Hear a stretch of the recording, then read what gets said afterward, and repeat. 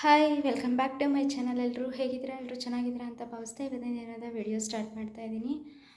ಇವತ್ತು ಪೂಜೆ ಇನ್ನೂ ಮಾಡಿಲ್ಲ. ಹುಣ್ಣಿಮೆ ಪೂಜೆ ಮಾಡಬೇಕಿತ್ತು, ಆಲ್ರೆಡಿ ಟೈಮ್ ಆಗಿದೆ, ಬಟ್ ಮಾಡೋಕ್ಕಾಗಿಲ್ಲ. ಇವತ್ತು ಇಷ್ಟೊಂದು ಕೆಲಸ, ಇನ್ನು ಏನೂ ಕ್ಲೀನ್ ಮಾಡಿಲ್ಲ, ಏನೂ ಇಲ್ಲ. ಮನೇಲಿ ಹುಷಾರಿಲ್ಲ ಅಂತಂದರೆ ನೋಡಿ ಇದೇ ಥರ ಆಗುತ್ತೆ ಪರಿಸ್ಥಿತಿ. ಅವತ್ತು ಮೊನ್ನೆ ತೊಗೊಬಂದಿದ್ದು ರೇಷನ್ನು ಇನ್ನೂ ಹಾಗೆ ಐತೆ, ತೆಗೆದಿಟ್ಟಿಲ್ಲ. ಇವಾಗೆಲ್ಲ ಅದನ್ನು ತೆಗೆದಿಟ್ಬಿಟ್ಟು ಕ್ಲೀನ್ ಮಾಡಬೇಕು. ಏನೇನು ಮಾಡ್ತೀನಿ, ಇವತ್ತಿನ ದಿನ ಹೇಗಿರುತ್ತೆ ಅದನ್ನು ನಿಮ್ಮ ಜೊತೆ ಶೇರ್ ಮಾಡ್ಕೋತೀನಿ. ವಿಡಿಯೋ ಇಷ್ಟೊತ್ತರ ಲೈಕ್ ಮಾಡೋದನ್ನು ಮರಿಬಿಡಿ. ಯಾರಾದರೂ ಚಾನಲ್ನ ಸಬ್ಸ್ಕ್ರೈಬ್ ಮಾಡದೆ ನೋಡ್ತಾ ಇದ್ದರೆ ದಯವಿಟ್ಟು ಸಬ್ಸ್ಕ್ರೈಬ್ ಮಾಡಿಕೊಂಡು ಸಪೋರ್ಟ್ ಮಾಡಿ. ಬನ್ನಿ. ತುಂಬ ದಿನ ಆಯಿತು ಹುಷಾರಿಲ್ಲ ಅಂದ್ಕೊಂಡು ಸ್ವಲ್ಪ ಬಟ್ಟೆಗಳು ಪಾತ್ರೆಗಳು ಎಲ್ಲ ತೊಳೆದೇ ಇರಲಿಲ್ಲ. ಆಮೇಲೆ ಮನೆಯೂ ಅಷ್ಟಾಗಿ ನೀಟಾಗಿ ಏನೂ ಕ್ಲೀನ್ ಮಾಡೋಕ್ಕಾಗಿರಲಿಲ್ಲ. ಸೊ ಇವತ್ತು ಹೇಳಿದ್ನಲ್ಲ ಹಾಸ್ಪಿಟ್ಲಿಗೆ ಹೋಗಿ ತೋರಿಸ್ಕೊಂಡು ಬಂದೆ ಅಂತ.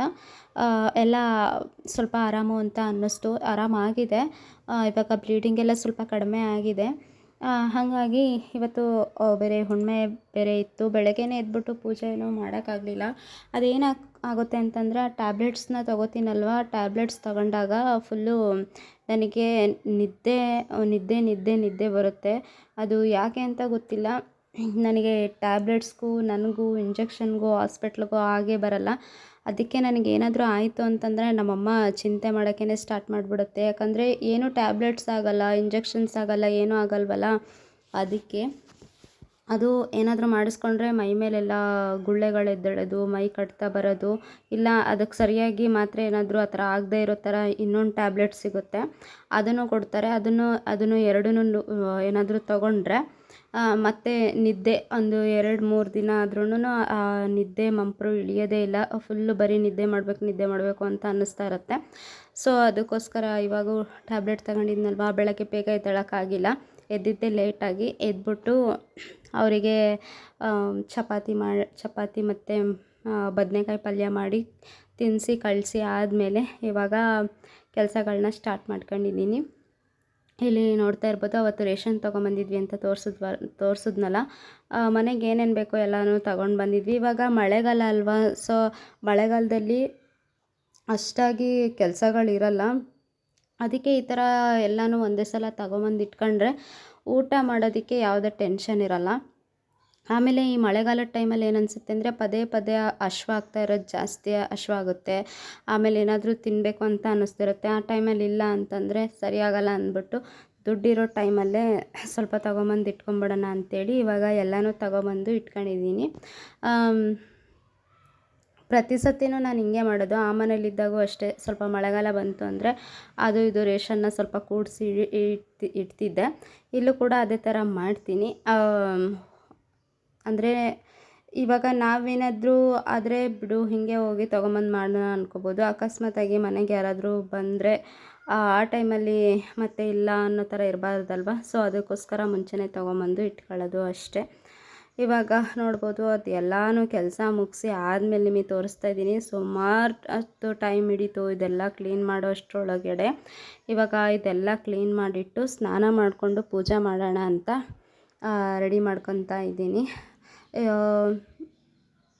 ಇವಾಗ ಏನಾಗಿದೆ ಅಂತಂದರೆ ನನಗೆ ಪೂಜೆ ಎಲ್ಲ ಮಾಡಾದಮೇಲೆ ವಿಷಯ ಗೊತ್ತಾಗಿದ್ದು. ಅಂದರೆ ನಮ್ಮ ಮನೆಯವ್ರು ಇದ್ದಾರಲ್ವ, ಅವರ ಅಣ್ಣನಿಗೆ ಪಾಪು ಡೆಲಿವರಿ ಆಗಿದೆ ಅಂಥೇಳಿ ಪೂಜೆ ಎಲ್ಲ ಮಾಡಾದಮೇಲೆ ವಿಷಯ ಗೊತ್ತಾಯಿತು. ಅದಕ್ಕೆ ಇವಾಗ ಮನೆಯೆಲ್ಲ ಕ್ಲೀನ್ ಮಾಡ್ಕೋಬೇಕು, ಅದು ಒಂದು ಬಂತು ಇವಾಗ. ಪ್ರತಿ ಸತಿ ನಮಗೆ ಆವಾಗೆಲ್ಲ ಏನೂ ಗೊತ್ತಾಗ್ತಾ ಇರಲಿಲ್ಲ. ಯಾರೇ ಸತ್ತೋದ್ರೂ ಏನಾದರೂ ಮುಡ್ಚಟ್ಗಳು ಬಂದ್ರೂ ನಮ್ಗೆ ಗೊತ್ತಾಗ್ತಾ ಇರಲಿಲ್ಲ.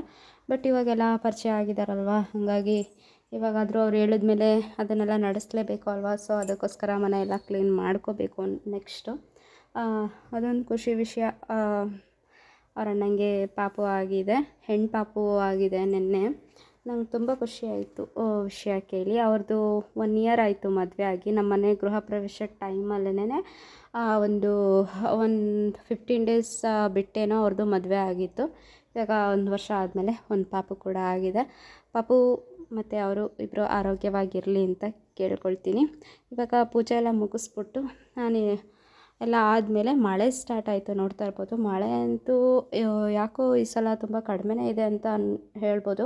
ಇಷ್ಟೊತ್ತಿಗೆ ಅಲ್ಲೇ ತುಂಬ ಮಳೆ ಬರ್ತಿತ್ತು. ನಾವು ಅವಾಗ ಕಾಲೇಜ್ಗೆ ಹೋಗೋ ಟೈಮಲ್ಲೆಲ್ಲ ಎಷ್ಟು ಮಳೆ ಬರ್ತಾಯಿತ್ತು. ಜೂನ್ 1ನೇ ತಾರೀಕು ಬಂತು ಅಂದರೆ ಮಳೆ ಬರ್ತಾಯಿತ್ತು. ಬಟ್ ಈ ಸಲ ಯಾಕೆ ಅಂತ ಗೊತ್ತಿಲ್ಲ, ಮಳೆ ಏನು ಅಷ್ಟಾಗಿಲ್ಲ ಅಂತ ಅನಿಸುತ್ತೆ.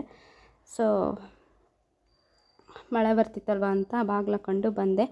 ಅದಾದಮೇಲೆ ಕೆಲಸ ಎಲ್ಲ ಮಾಡಿ, ಪೂಜೆ ಎಲ್ಲ ಮಾಡಿ ಆದಮೇಲೆ ಸ್ವಲ್ಪ ಹೊಟ್ಟೆ ಹಸ್ವಂತ ಅನ್ನಿಸ್ತಾಯಿತ್ತು.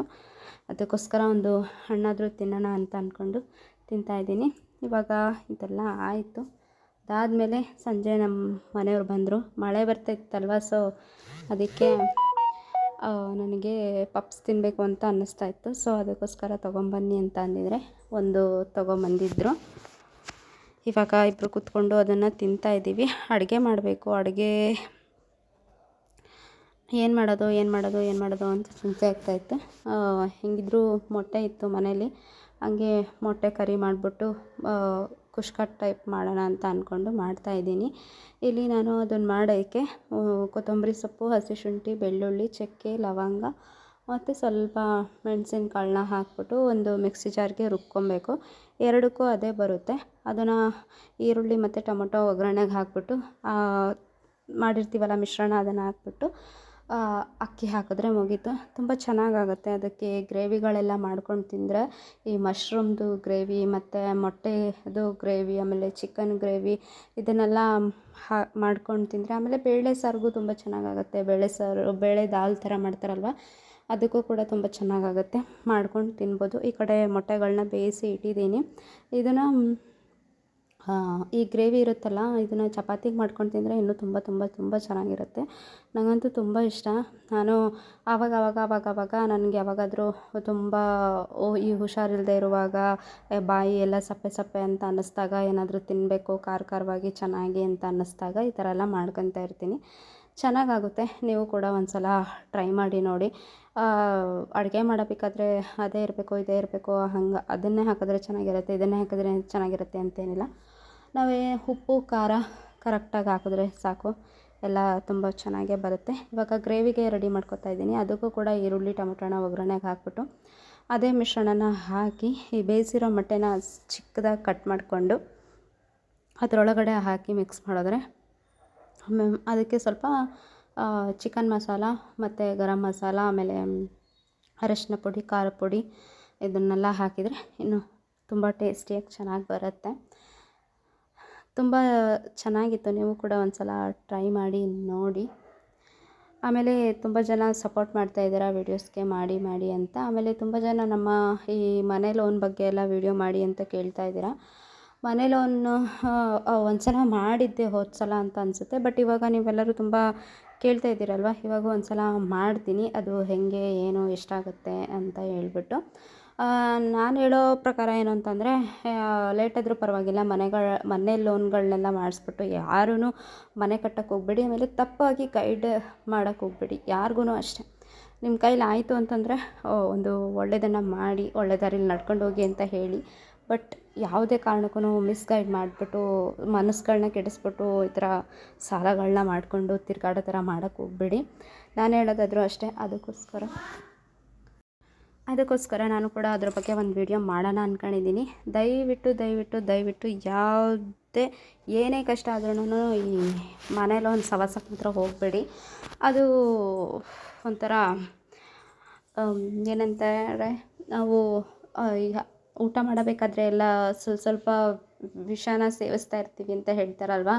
ಯಾವುದೇ ರೂಪದಲ್ಲಾಗಲಿ ಒಂದು ಡ್ರಾಪ್ ಆದರೂ ಆಗಲಿ ನಮ್ಮ ಬಾಡಿಲಿ ಸ್ವಲ್ಪ ವಿಷಗಳು ಸೇರುತ್ತೆ ಅಂತ ಅನ್ಕೋತಾರಲ್ಲ, ಅದೇ ಥರನೇ ಅದು ಸ್ವಲ್ಪ ಅಲ್ಲ, ಪೂರ್ತಿಯಾಗಿಯೇ ಸೇರಿಬಿಡುತ್ತೆ. ಸೊ ಅದಕ್ಕೋಸ್ಕರ ಮನೇಲಿ ಒಂದು ಸವಾಸಕ್ಕೆ ಯಾರೂ ಹೋಗಬೇಡಿ.